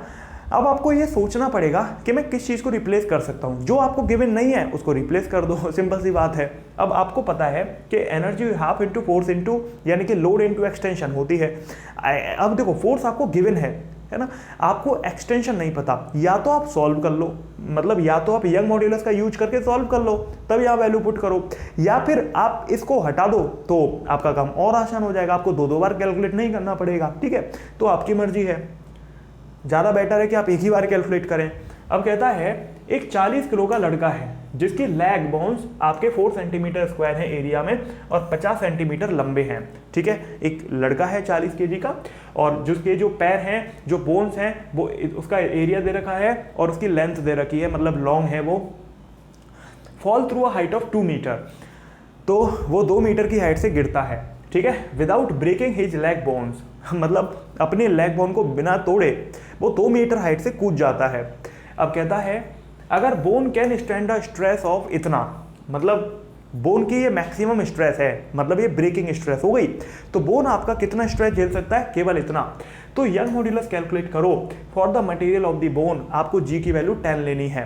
अब देखो यार, आपको एक तरीके से बहुत आसान क्वेश्चन दे दिया, आपको बहुत सारी वैल्यू गिवन है, आपको देखो आपको मास गिवन दे दिया, एरिया दे दिया, लेंथ दे दी, हाइट दे दी, और इवन आपको ब्रेकिंग स्ट्रेस भी दे दी है ना, जो फोर्स अपॉन एरिया होती है। तो आपको मैक्सिमम चीज़ें गिवन है, ठीक है। अब देखो जो अब यहाँ पर बस लेकिन क्या है, थोड़ा सा कॉन्सेप्ट अलग हो गया, वो नीचे से ऊपर गिरता है, ठीक है। तो अब इस बात को समझो, जब वो नीचे ऊपर से नीचे गिरेगा, मतलब उसकी जो एनर्जी थी वो क्या थी, पोटेंशियल एनर्जी थी। तो वो जो mgh थी वो कन्वर्ट किस में हो गई, तो बच्चों क्योंकि आप यहाँ पर वो, क्योंकि देखो वो जो पहले हाइट पर पोटेंशियल एनर्जी थी, जब वो कूद गया नीचे तो किस पर लोड आया, उसकी बोन्स पर आया। जब हम कूदते हैं तो किस पर लोड आता है, हमारी पैरों की बोन्स पर आता है।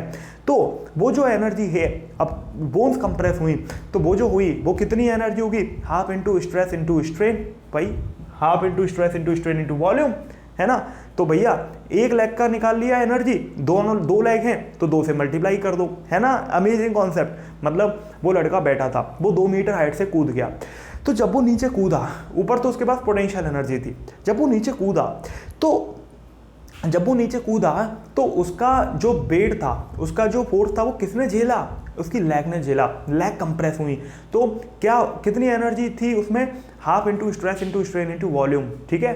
तो देखो लड़के का मास 40 kg, हाइट से कूदा 2 मीटर, लेंथ 0.5 मीटर, एरिया इतना, वॉल्यूम ऑफ लेग कितना है, एरिया इंटू लेंथ है, ये एरिया है ये लेंथ है, तो आपका इतना आ गया यहां से वॉल्यूम ऑफ द लेग, ठीक है। अब देखो ये यूनिट सही कर लेना, है ना। Loss in gravitation potential energy, gain in elastic potential energy by both leg, simple सी बात है। जो ऊपर से जब वो कूदेगा तो पहले पोटेंशियल एनर्जी थी, अब वो नीचे जब कूदा तो वो जो पोटेंशियल एनर्जी थी वो किस में गेन हो गई, elastic potential energy of lag में गेन हो गई, ठीक है। तो जो mgh थी वो half into stress into strain into volume में कन्वर्ट हो गई, लेकिन 2 टांग है तो इसलिए 2 से मल्टीप्लाई कर दिया। तो mgh सारी वैल्यू गिवन है, मास 40, g की वैल्यू 10, h की वैल्यू 2 की वैल्यू 2, हाफ की value half, stress 0.9 into 10⁸, strain की वैल्यू स्ट्रेन, वॉल्यूम है एक लेग का 2 इंटू 10⁻⁻⁴। तो स्ट्रेन कितना आ जाएगा, आपको स्ट्रेन निकालना है, सारी वैल्यूज को उधर ले जाओ, तो ये 2/45 आएगा। तो यंग मॉड्यूलस क्या होगा, स्ट्रेस अपॉन स्ट्रेन, स्ट्रेस की वैल्यू है ऑलरेडी, स्ट्रेन 2/45 निकाल लिया, तो आंसर आ जाएगा 2.025 into 10⁹ Newton per metre square. तो ये कॉन्सेप्ट क्लियर करने के लिए एक क्वेश्चन था आपका कि एनर्जी में कैसे क्वेश्चन पूछे जा सकते हैं, ठीक है। तो कन्वर्जन ऑफ एनर्जी भी पॉसिबल है, सिंपल सी बात है, इलास्टिक पोटेंशियल एनर्जी में कन्वर्ट हो गया। चलो तो अब है अगला topic, Poisson's ratio. Poisson's ratio ये क्या है बच्चों, देखो इसको हम सिग्मा से रिप्रेजेंट करते हैं। देखो क्या लिखा है, When a wire is suspended from one end and loaded at the other end, आपने एक वायर को पहले सस्पेंड किया एक एंड से और लोड किया दूसरे एंड से, ठीक है। The length of the wire increases and diameter decreases, है ना। तो भाई देखो जब वो सस्पेंड होगा, है ना, मतलब कुछ मास आपने सस्पेंड किया तो लेंथ तो बढ़ेगी लेकिन डायामीटर डिक्रीज होता जाता है। तो thus there occur longitudinal strain as well as lateral strain, ठीक है। तो बच्चों जो पॉइजन रेशियो है असल में वो क्या है, the ratio of lateral strain to the longitudinal strain is called Poisson ratio. तो पॉइजन रेशियो क्या है असल में, पॉइजन रेशियो ये है, lateral strain divide by longitudinal strain. अब लॉन्गिट्यूडनल स्ट्रेन तो हम पढ़ते ही आ रहे हैं, तो delta L upon L longitudinal strain हो गई, है ना। लेटरल स्ट्रेन देखो आपने क्या किया, एल और डी क्या है, original length and diameter respectively of the wire. आपने वो जो वायर है जो आपने लटकाया है तो उस वायर की लेंथ ओरिजिनल एल है, डायामीटर डी है। डेल्टा एल और डेल्टा डी क्या है, slight increase in the length and A corresponding slight decrease in the diameter of the wire. भाई सिंपल सी बात है, लेंथ तो बढ़ रही है कुछ लटकाया लेकिन डायमीटर तो कम हो रहा है ना, वायर पतला हो रहा है जब खींचेगा तो इसका मतलब क्या है, डेल्टा एल और डेल्टा डी इंक्रीज या डिक्रीज है, एक्सटेंशन है। तो लॉन्गिट्यूडनल स्ट्रेन तो डेल्टा एल अपॉन एल हो गया, लेटरल स्ट्रेन बच्चों डायमीटर का हो गया, है ना। तो ये होगा माइनस क्यों, क्योंकि डिक्रीज हो रहा है, डेल्टा डी अपॉन डी, ठीक है। तो अब आपको दोनों को वैल्यू रेशियो निकालना है, तो delta D upon D divide by delta L upon L, तो Poisson ratio delta D upon D into L upon delta L आ जाएगा, ठीक है। पॉइजन रेशियो कभी भी 0.5 से ज़्यादा नहीं होता है, it's value is usually between 0.2 and 0.4। ठीक है, इतना याद रहे ना रहे, लेकिन ये डेफिनेशन याद होनी चाहिए कि पॉइजन रेशियो आपका lateral strain divide by longitudinal strain के बराबर है। अच्छा, अब आते हैं बच्चों बहुत इंपॉर्टेंट टॉपिक पर, मतलब बेसिक है, थ्योरी है। क्या है? स्ट्रेस स्ट्रेन कर्व और इलास्टिक मटेरियल। ठीक है, तो ये आपको समझ में आ जाएगा बहुत आसानी से, मैंने बहुत क्रिस्प तरीके से समझाने की कोशिश करी है। देखो, ये आपका स्ट्रेस स्ट्रेन कर्व है, इधर स्ट्रेस है, इधर स्ट्रेन है। ठीक है, तो यहाँ पर अलग अलग पॉइंट्स होते हैं, उनको समझ लो। देखो भाई, पहला पॉइंट होता है प्रोपोर्शनल लिमिट। ठीक है, प्रोपोर्शनल लिमिट क्या होती है? The limit in which Hooke's law is valid, that is stress is directly proportional to strain, है ना। प्रोपोर्शनल लिमिट उसमें उस लिमिट को कहते हैं जहां पर हुक्स का नियम वैलिड है, स्ट्रेस स्ट्रेन के डायरेक्टली प्रोपोर्शनल है, मतलब जितना फोर्स लगाएंगे उतना एक्सटेंशन आएगा। तो ये जहां पर वैलिड होता है उसको क्या बोलते हैं? प्रोपोर्शनल लिमिट बोलते हैं। तो वो इस ग्राफ में ये पॉइंट ए तक है। ठीक है, मतलब देखो, ये स्ट्रेस है, ये स्ट्रेन है, तो यहां पर गौर से देखो, स्ट्रेट लाइन आपको मिल रही है। तो स्ट्रेट लाइन कब मिलती है? जब वाई एक्सिस एक्स एक्सिस के डायरेक्टली प्रोपोर्शनल होती है। तो स्ट्रेस स्ट्रेन के डायरेक्टली प्रोपोर्शनल जिस एरिया में रहेगी उसको प्रोपोर्शनल लिमिट बोलते हैं किसी भी इलास्टिक मटेरियल का। ठीक है, अब देखो अगला पॉइंट है elastic limit. It is a maximum stress up to which the body completely recovers original state after the removal of deforming forces। देखो क्या होता है, आपने कोई मटेरियल लिया, उसको आप खींचते गए खींचते गए खींचते गए, तो जहां तक आपने स्ट्रेस लगाई और वो खींचा वहां तक तो वो हुक्स लॉ हो गया, तो उसको प्रोपोर्शनल लिमिट बोल दिया। लेकिन एक टाइम बाद ऐसा आएगा कि आपने उसको इतना खींच दिया कि वो मैक्सिमम खिंच गया। अब अगर उसके बाद खींचोगे तो वो अपनी ओरिजिनल पोजीशन को रीगेन नहीं करेगा, क्योंकि वो अपनी प्रॉपर्टी को लॉस्ट कर देगा। तो जहां तक वो मैक्सिमम जा सकता है उसको बोलते हैं इलास्टिक लिमिट। ठीक है, तो आपने ये पॉइंट ए तक तो हो गया आपका प्रोपोर्शनैलिटी वाला, तो पॉइंट बी तक आप देखो ये इलास्टिक लिमिट हो गया, थोड़ा सा ऊपर जा रहा है। ठीक है, अच्छा, अगला पॉइंट होता है yield point. The point beyond elastic limit at which the length of wire start increasing without increasing stress is defined as the yield point। मतलब क्या हुआ? yield point का मतलब ये है, देखो yield point आपका B से आगे आ रहा है, मतलब क्या हुआ? ये वो एरिया हो गया जो इलास्टिक लिमिट से ऊपर गया। मतलब अब क्या हुआ? अब आपने जितनी स्ट्रेस लगाई उतना स्ट्रेन नहीं होगा, आपने थोड़ा सा भी स्ट्रेस लगा दिया तो स्ट्रेन बहुत हो जाएगा। ठीक है, तो बच्चों देखो, आपने स्ट्रेस थोड़ी सी लगाई है लेकिन स्ट्रेन आगे तक पहुंच गया, तो यील्ड पॉइंट वो पॉइंट है जहां पर वो अपनी लिमिट खो चुका है, इलास्टिक वाली लिमिट, अपनी शेप को रीगेन करने वाली लिमिट खो चुका है।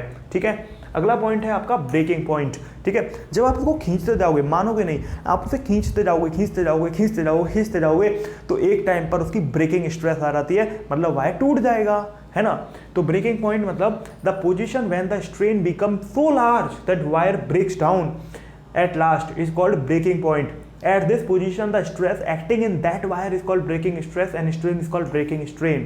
मतलब आप उसको खींचते गए तो एक टाइम बाद क्या होगा? वायर हार मान जाएगा और वो टूट जाएगा। तो वहां पर जो स्ट्रेस है उसको ब्रेकिंग स्ट्रेस बोलते हैं और जो स्ट्रेन है उसको ब्रेकिंग स्ट्रेन बोलते हैं। ठीक है, अब देखो कुछ बात, breaking stress is also known as the tensile strength. ठीक है, उसको बोला जाता है। Metal with small plastic deformation are called brittle and metal with large plastic deformation are called ductile। आपने बचपन में पढ़ा होगा। ठीक है, डक्टाइल ब्रिटल के बारे में, डक्टाइल मतलब टूट जो जाते हैं। ठीक है ना, तो भैया लार्ज प्लास्टिक डिफॉर्मेशन का मतलब क्या है? आप उनको तोड़ सकते हो, मतलब प्लास्टिक डिफॉर्मेशन याद है, प्लास्टिक मतलब प्लास्टिसिटी याद है कि जो अपनी शेप को रीगेन ना करें। तो जो थोड़े लंबे टाइम बाद टूटते हैं उनको हम डक्टाइल बोल देते हैं और जो जल्दी टूट जाते हैं उनको ब्रिटल बोल देते हैं। ठीक है, तो ये सारी बेसिक सी बातें हैं और ग्राफ के फॉर्म में रिप्रेजेंट करोगे तो ये आपका डी पॉइंट हो गया जहां पर आपका ये ब्रेक हो जाता है, उसके बाद फिर खेल खत्म। ठीक है, तो मतलब हम क्या कर रहे हैं, हम जब एक वायर को स्ट्रेच कर रहे हैं तो उसकी जो अलग अलग कंडीशन है उसको इस ग्राफ के थ्रू रिप्रेजेंट किया गया है और कुछ स्पेशल इसमें नहीं है। ठीक है, चलो आई होप आपको बात क्लियर हुई होगी। अब आपको ये कुछ रिलेशंस हैं बच्चों जो आप ध्यान रखना चाहें तो रख लीजिए, अदरवाइज छोड़ भी सकते हो। Relation between young modulus, bulk modulus, eta and, देखो ये यंग मॉड्यूलस है, ये बल्क मॉड्यूलस है, ये मॉड्यूलस ऑफ रिजिडिटी है, तीनों मॉड्यूलस हो गए और ये सिग्मा है। याद करो सिग्मा क्या था? पॉइजन्स रेशियो, है ना। चलो, तो पहला है y equal to 3b 1 - 2 sigma. ठीक है, दूसरा है y equal to 2 eta 1 plus sigma. तीसरा है sigma equal to 3b minus 2 eta upon 6b plus 2 ईटा।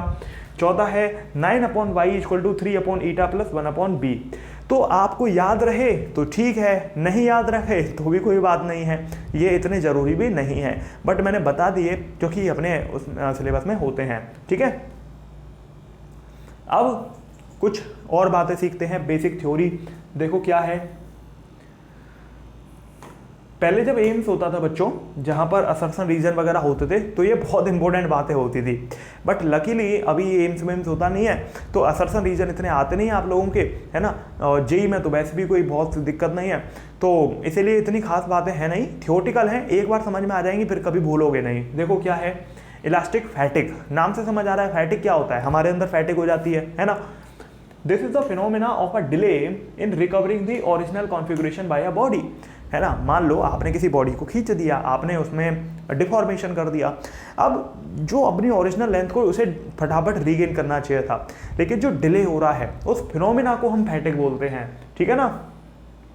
फिर क्या बोला है, if it had been subjected to stress for a longer time, मतलब अगर बॉडी को आप बहुत लंबे समय तक स्ट्रेस देते रहोगे तो बॉडी फाइनली अपनी इलास्टिसिटी की प्रॉपर्टी को लूज कर देती है टेम्परली, तो बच्चों उसको इलास्टिक फैटिग बोलते हैं, मतलब थक जाती है बेचारी, है ना, अपनी ओरिजिनल शेप को रिगेन नहीं करती है। अगला है इलास्टिक रिलैक्सेशन टाइम, नाम से क्लियर हो रहा है, it is a time delay in regaining the original shape after removal of deforming forces. Simple सी बात है, आपने किसी बॉडी को डिफॉर्म कर दिया, आपने चाहे वो कंप्रेस किया या खींच दिया, तो जब आपने फोर्स हटा दिया तो वो जो टाइम लगा रही है अपनी ओरिजिनल पोजीशन में आने में, that is the relaxation time, वो एंजॉय कर रही है ना। Elastic relaxation time for gold, silver, phosphorus, bronze is negligible.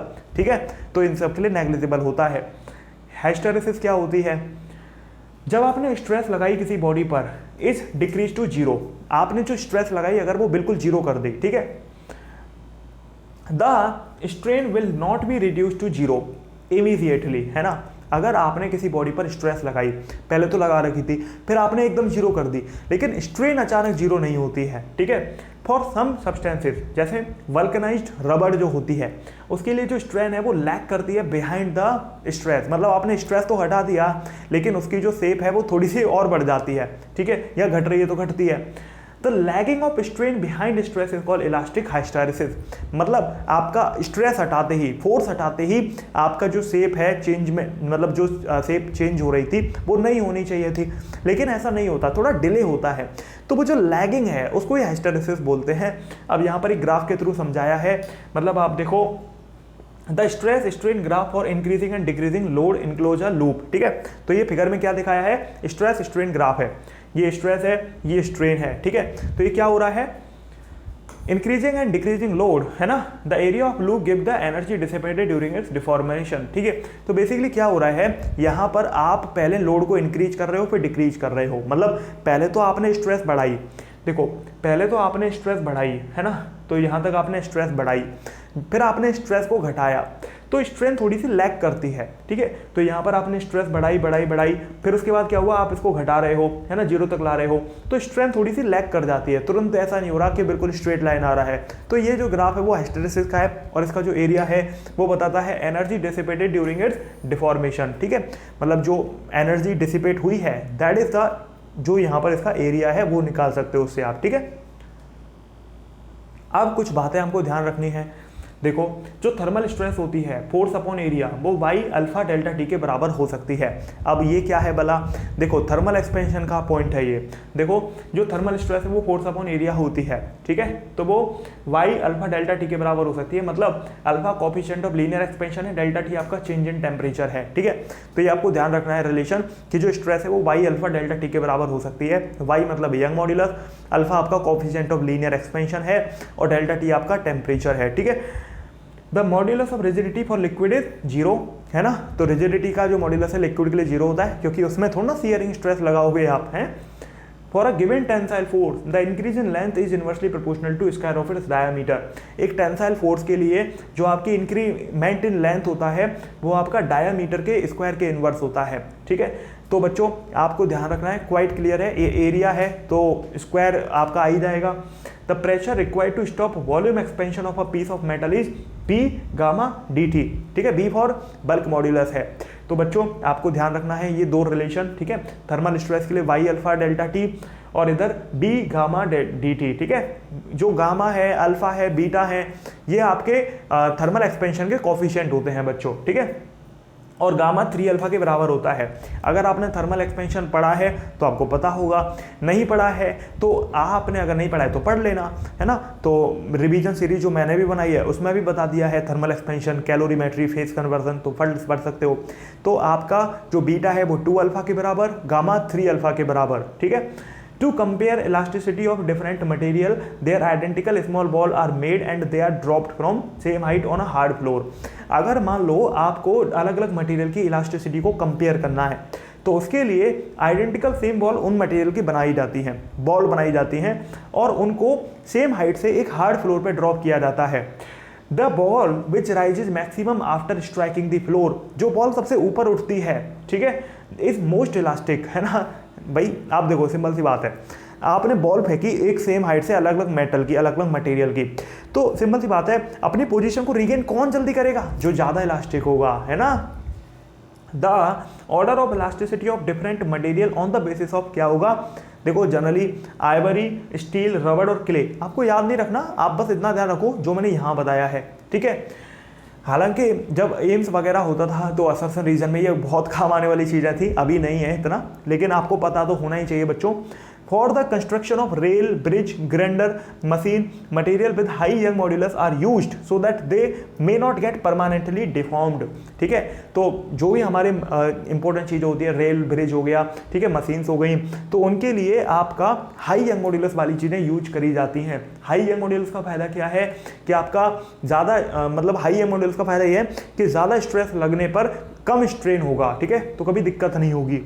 For a spring F जो होता है वो वाई ए डेल्टा एल अपॉन एल होता है, और स्प्रिंग के लिए जो फोर्स है वो के एक्स के बराबर भी हो सकता है, स्प्रिंग फोर्स के बराबर, ठीक है। तो क्वेश्चन यहाँ से भी आ सकता है। तो बच्चों स्प्रिंग कांस्टेंट हो जाएगा वाई ए अपॉन एल, और यहाँ पर जो डेल्टा एल है वो एक्स के बराबर हो गया, ठीक है। डेल्टा एल भी एक्सटेंशन है और एक्स भी एक्सटेंशन है, वो स्प्रिंग का हो गया। When equal forces is applied on identical wire of different material, ठीक है, जब आप इक्वल फोर्सेस लगाते हैं आइडेंटिकल वायर पे, then the wire in which minimum elongation is produced is more elastic, है ना। मतलब देखो ध्यान क्या रखना है, जब आप इक्वल फोर्सेस लगा रहे हो 3 वायर पे या 3 मटेरियल्स पे, तो जिनके अंदर मिनिमम एलोंगेशन प्रोड्यूस हो रहा है वो ज़्यादा इलास्टिक है, यस। तो अब देखो एक इंपॉर्टेंट बात, for the same load more elongation is produced in रबड़ देन इन स्टील वायर। अगर आप रबड़ और स्टील वायर को खींचोगे तो कौन जल्दी खींचेगा, रबड़ खींचेगी। तो उतना ही फोर्स लगाओ या उतना ही लोड लटकाओ तो आपकी रबड़ ज़्यादा खींचती है स्टील वायर से, तो स्टील आपकी ज़्यादा इलास्टिक होती है रबड़ से। ये बहुत इंपॉर्टेंट पॉइंट है जो आपको पता होना चाहिए, स्टील आपकी ज़्यादा इलास्टिक होती है रबड़ से, बच्चों आपको ध्यान रखना है। देखो इलास्टिसिटी का मतलब है the property to regain its shape immediately, जो जितनी जल्दी अपनी शेप को रीगेन कर ले वही आपकी ज़्यादा इलास्टिक है। तो अब स्टील है, आपने खींच भी दी, बहुत थोड़ा सा उसमें शेप डिफॉर्म कर भी दी तो वो फटाफट अपनी शेप को रीगेन कर लेती है, जबकि रबड़ ऐसा नहीं कर पाती है। तो बच्चों इसलिए स्टील ज़्यादा इलास्टिक है रबड़ के कंपैरिजन में। तो आपको ये पॉइंट ध्यान रखना है, जो फोर्स लगाने पर ज़्यादा खिंच जाए तो समझ लो वो कम इलास्टिक है, ठीक है। तो आपको ध्यान रखना है बच्चों। तो कुछ क्वेश्चन है, देखो क्या है, by how much a rubber string of length 10 meter increases in length under its own weight when suspended vertically। तो कहता है एक रबड़ है ना, जिसकी लेंथ 10 मीटर है, वो कितना इंक्रीज हो सकता है लेंथ में उसके खुद के वेट की वजह से। डेंसिटी रबड़ की गिवन है, वाई गिवन है, ठीक है। खुद के वेट की वजह से जो आपकी रबड़ है वो कितना एक्सटेंड हो सकती है। देखो यार मान लो, देखो ऐसे क्वेश्चन को निकालना बहुत आसान है, जो वाई है वो स्ट्रेस अपॉन स्ट्रेन होती है। अब अगर आपको एक्सटेंशन निकालना है तो डेल्टा एल आपको निकालना है मोटा मोटा, ठीक है। अब अगर आप देखें बच्चों तो आपको मास जो स्ट्रिंग है वो वॉल्यूम इनटू डेंसिटी होता है, तो वॉल्यूम आपका क्या होगा, एरिया इनटू आपकी लेंथ, क्योंकि लेंथ गिवन है, ठीक है, और डेंसिटी आपकी गिवन है क्योंकि आपको डेंसिटी गिवन है, और अपने फॉर्मूले में डेंसिटी का कोई रोल नहीं है। भाई देखो आपको फोर्स की जरूरत पड़ेगी स्ट्रेस में, भाई स्ट्रेस अगर आप निकालना चाहते हो तो स्ट्रेस में फोर्स की जरूरत पड़ेगी, क्योंकि स्ट्रेस क्या होगा, लॉन्गिट्यूडनल स्ट्रेस क्या होगा, परपेंडिकुलर फोर्स अपॉन एरिया। तो परपेंडिकुलर फोर्स इस वाले रबड़ के केस में क्या होगा, mg होगा, खुद के वेट की वजह से। तो mg में मास की जरूरत पड़ेगी। मास क्या होता है, वॉल्यूम इनटू डेंसिटी होता है। आपको क्वेश्चन के अंदर मास ना गिवन होकर डेंसिटी दी है, तो भैया आपका क्योंकि फोर्स अपॉन एरिया होता है स्ट्रेस, तो आपने mg अपॉन एरिया कर दिया। अब जो मास है बच्चों वो आपका है क्या, वो वॉल्यूम इनटू डेंसिटी हो सकता है। तो ये वॉल्यूम है, ये डेंसिटी है, तो ये मास हो गया। ठीक है, 1.5 इंटू 10⁴ A। ठीक है, A मतलब एरिया। तो आपने यहाँ पर ये पुट किया मास की वैल्यू, जी की वैल्यू 10 रखी, नीचे एरिया था, एरिया से एरिया घट गया, तो आपका इतना स्ट्रेस निकल गया। अब आपको स्ट्रेस पता चल गया तो स्ट्रेन भी निकाल लो। तो ये डेल्टा L अपॉन L होता है। तो delta L upon original length आपकी कितनी दी हुई है, हाँ, ये यहाँ पर एक इंपॉर्टेंट बात मुझे बतानी है। जो वेट होता है स्ट्रिंग का वो आपका सेंटर ऑफ ग्रेविटी से हमें लेना होता है। जैसे मैंने वर्क पावर एनर्जी में चेन के क्वेश्चन कराए हैं, तो वहाँ पर हमने सेंटर ऑफ ग्रेविटी से उसका वेट लिया था। तो बच्चों जब भी हम पूरी चेन या पूरी इस तरीके की रबड़ स्ट्रिंग की बात कर रहे हैं खुद की वेट की वजह से, तो हमेशा हम जो वेट मानते हैं कंसंट्रेटेड वो उनके सेंटर पे मानते हैं, सेंटर ऑफ ग्रेविटी पे। तो इसीलिए आपको सेंटर ऑफ ग्रेविटी की पोजीशन लेनी होती है हमेशा। ठीक है, क्योंकि हम उसे पार्टिकल मास की तरह सॉल्व कर रहे होते हैं क्वेश्चन को, तो हम उसका जो पूरा वेट कंसंट्रेटेड मान लेते हैं, वो सेंटर पे मान लेते हैं कि भाई ये जो पूरी रबड़ है वो एग्जिस्ट ही नहीं करती, इसका पूरा का पूरा वेट इसके सेंटर पे मिल देगा।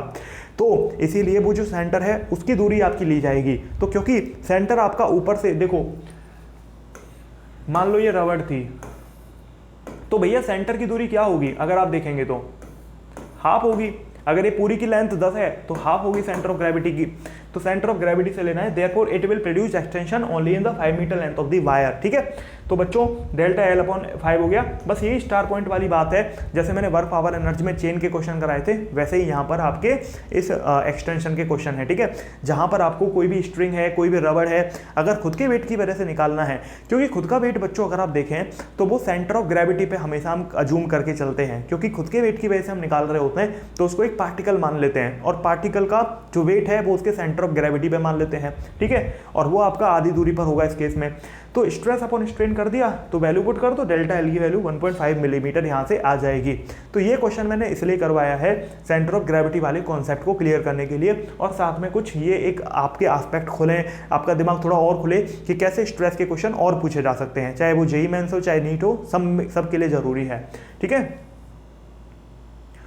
चलो अगला क्वेश्चन है, एक स्टील वायर है 8 metre long, 4 millimetre in diameter, is fixed to the 2 rigid supports. ठीक है, calculate the increase in tension when the temperature fall by 10 degree Celsius. आपको अल्फा दे रखा है और वाई दे रखा है। ठीक है, कितना आसान क्वेश्चन है। इंक्रीज इन लेंथ क्या होगा, देखो ये बेसिकली मैंने एक तरीके से जो मैंने अभी आपको बताया था ना पॉइंट्स टू रिमेंबर में, तो उसको एक तरीके से एग्जीक्यूट करने के लिए बताया कि कैसे इसके ऊपर क्वेश्चन आप करोगे। देखो बेसिकली इंक्रीज इन लेंथ होगा डेल्टा L अल्फा की के बराबर।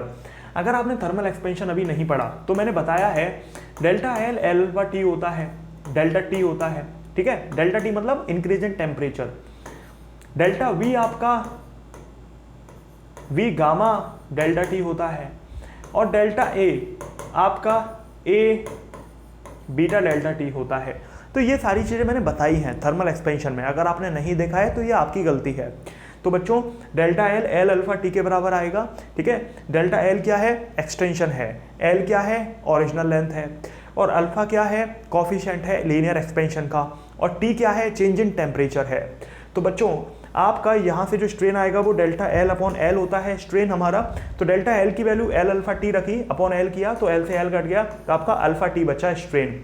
अब जो स्ट्रेस है वो y इंटू स्ट्रेन होता ही है, आप जानते हो, क्योंकि जो यंग मॉड्यूलस है वो स्ट्रेस अपॉन स्ट्रेन होता है, तो स्ट्रेस y इंटू स्ट्रेन हो गया, तो ये y अल्फा T आ गया। हालांकि आपको करने की जरूरत नहीं थी, अगर आपको याद हो तो अभी अभी थोड़ी देर पहले मैंने बताया था कि जो थर्मल स्ट्रेस है वो y अल्फा T के बराबर होती है। ठीक है, ये मैं अभी अभी बताया था थोड़ी देर पहले, आपको करने की जरूरत नहीं थी, बट लेकिन मैंने फिर भी बता दिया है ना। तो यहाँ पर बच्चों इंक्रीज इन टेंशन क्या आ जाएगा, stress into area of cross section. तो ये स्ट्रेस है, ये आपका एरिया हो गया, क्योंकि आप जानते हो ना टेंशन मतलब इंक्रीज इन टेंशन मतलब समझते हो फोर्स,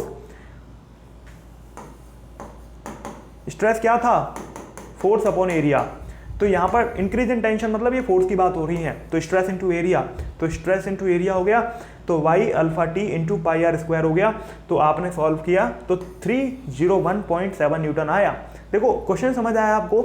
एक स्टील वायर है 8 मीटर लंबा, 4 मिलीमीटर डायमीटर, ठीक है, एक स्टील का वायर है और वो आपने फिक्स कर दिया है टू 2 रिजिड सपोर्ट्स, मतलब आपने मान लो ऐसे फिक्स कर दिया या वर्टिकल फिक्स कर दिया है आपने 2 रिजिड सपोर्ट्स के बीच में, ठीक है। अब कहता है calculate the increase in tension when temperature fall by 10 degree Celsius. बच्चों जब टेम्परेचर फॉल होता है, ठीक है, तो वो सिकुड़ता है, ठीक है, जब वो सिकुड़ेगा तो उसमें टेंशन आएगी क्योंकि वो दोनों ओर से बना हुआ है, वो सिकुड़ना चाहता है लेकिन सिकुड़ नहीं पाएगा तो टेंशन आएगी, ठीक है। तो वही थर्मल जो टेंशन आई है, जो टेम्परेचर की वजह से आई है, उसको ही हमें कैलकुलेट यहाँ पर करना था। अब या तो आप सीधे फॉर्मूला लगा देते जो मैंने आपको बताया, thermal stress Y alpha delta T के बराबर होती है, तो आप सीधे force upon area equal to Y alpha delta T लगा देते जो मैंने बताया था, तो आपको सीधे सीधे फोर्स मिल जाता, ठीक है। या फिर आप इस तरीके से भी कर सकते हो कि आपने पहले यहाँ पर स्ट्रेन निकाला, फिर आपने वाई इंटू स्ट्रेन किया, तो फिर आपने यहाँ पर स्ट्रेस इंटू एरिया कर दिया, तो इंक्रीज इन टेंशन आ गया, क्योंकि असल में इंक्रीज इन टेंशन क्या है, फोर्स ही तो है, ठीक है। तो आई होप मेरे प्यारे बच्चों आप इस बात को समझ पा रहे होंगे, ठीक है। अगला क्वेश्चन कहता है ए rod AD consisting of 3 segment AB, BC and CD is hanging vertically from a fixed support, ठीक है। एक रॉड है AD जो आपकी 3 सेगमेंट हैं AB, BC और CD, वो आपने वर्टिकली हैंग करी है एक फिक्स सपोर्ट A से। The length of the segment are respectively 0.1 metre, 0.2 metre and 0.15 metre. The cross section of the rod is uniformly, ठीक है, a weight of 10 kg is hung from D, calculate the displacement of point B, C and D, neglect the weight of the wire, ठीक है। अब देखो ये question आपको लग रहा होगा कठिन है, लेकिन इतना कठिन नहीं है। देखो कैसे एग्जीक्यूट करेंगे, इस तरीके से आप समझो। क्वेश्चन कहता है एक रॉड AD है जिसमें 3 सेगमेंट है AB, BC एंड CD, ठीक है। देखो आपने एक पूरी रॉड लटकाई तो सेगमेंट हो गया AB, B से C और C से D, ठीक है, तो 3 सेगमेंट हो गए। कहता है the length of the segment are respectively 0.1 metre, 0.2 metre and 0.15 metre.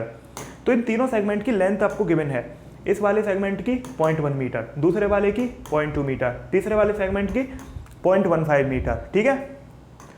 फिर कहता है कि cross section of the rod is uniformly, यानी कि जो क्रॉस सेक्शनल एरिया है वो गिवन है।